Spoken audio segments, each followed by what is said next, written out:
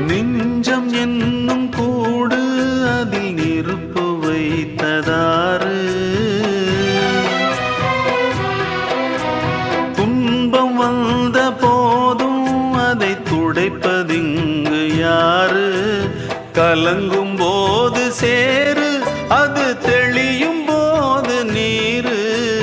கடவுள் போட்ட கோடு அதை திருத்த போவதாறு வெந்த புண்ணும் ஆறிடுமா வேதனை தான் தீர்ந்திடுமா விண்ணுக்கும் மண்ணுக்கும் சம்பந்தம் உண்டுன்னு சொன்னது யாரு அது மன்னவன் பேரு அந்த வானத்தை போல மனம் படைச்ச மன்னவனே பனி துளிய போல குணம் படைச்ச தென்னவனே